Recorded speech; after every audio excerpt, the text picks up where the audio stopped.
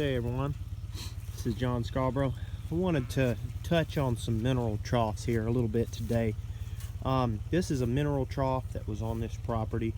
It's not actually ours. The owner hasn't come and got it yet, but we still use it when it's convenient. And I wanted to talk about it because I've actually built a couple of these just like this for a couple people. They wanted me to do it because I built one for myself, so I built some for them as well. Wanted to compare this one right here to this little bitty one that I've got right here behind my four-wheeler, and tell you what I see really. To me, this mineral trough has a lot of negatives to it. The biggest downfall is the feet. Okay, so and really it might be one of the only ones really worth mentioning, because really everything else is good. I mean, it's got a roof on it. It's not so low to the ground that it sits there and gets wet all the time. You know, everything's a good concept, and when I built it, that's kind of what I felt like. I was just copying the design and building one for myself. So that's kind of the reason I did it, because I liked it. A lot of other people liked it. It seemed like a good concept. But the one that I got still works good because I made a few modifications to it.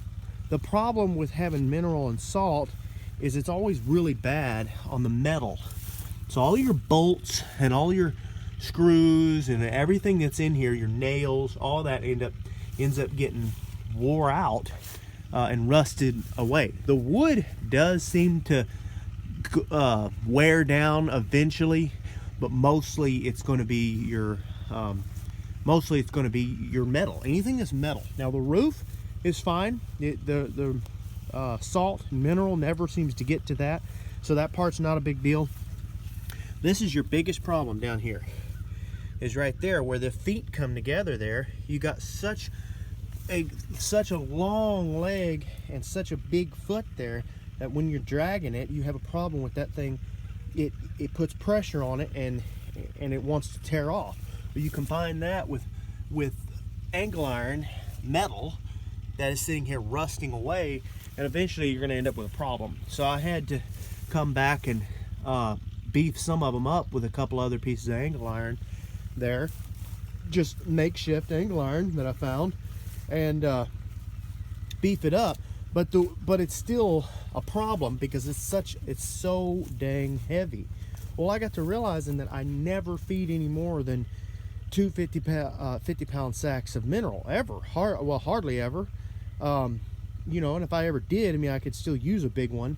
But this little guy right here, the flap comes open. That fits a 50-pound sack on that side, and then I got this flap over here, and that's another 50-pound sack. So I've got salt there, and then I've got a full complete mineral on that side, mineral package.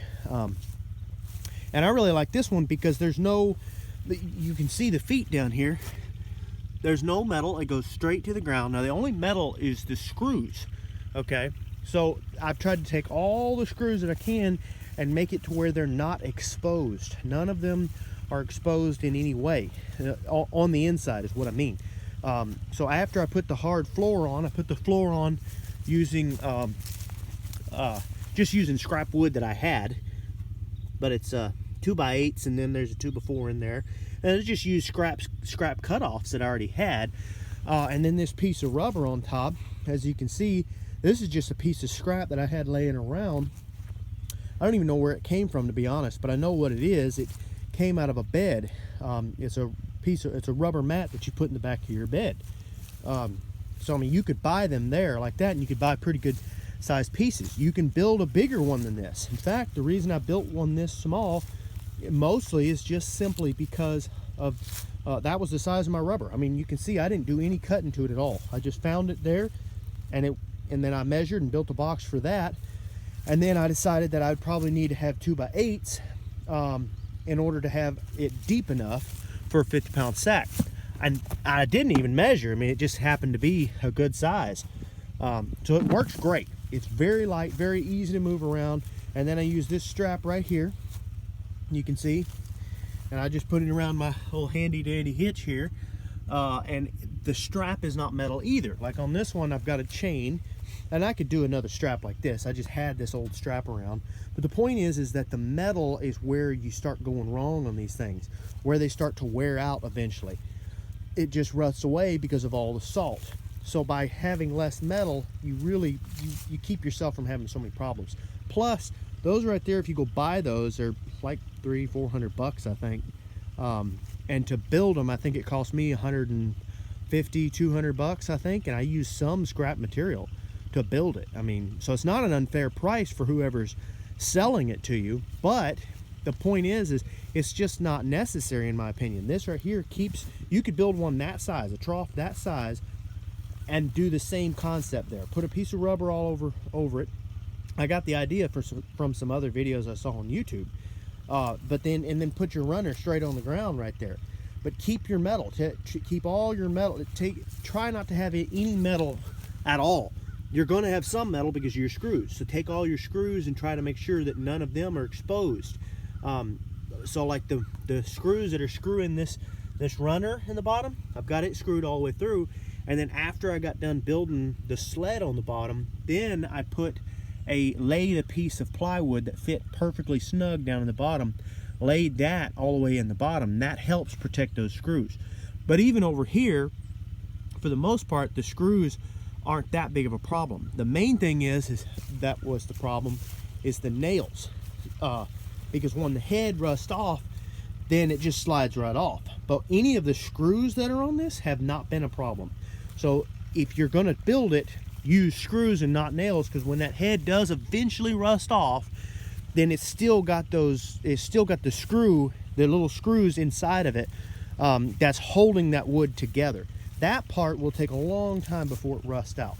Plus, where this sled is right there on the side, if that ever did break, which is much less likely to because it's not nearly as heavy, but if it ever did, I could put a piece of plywood all the way across all of that, tie all that back in. Plus, it's so cheap and easy to build that I could just build another one as soon as this one wears out. That rubber would probably last forever. So anyway, just wanted to throw this out there, this little video. These things are easy to make. They're light, so easy to move around with my four-wheeler, and they're cheap enough. I could literally build one for every pasture that I have if I wanted to, but they're light enough that I can easily pull them as well. So anyway, thanks everybody. Have a good day.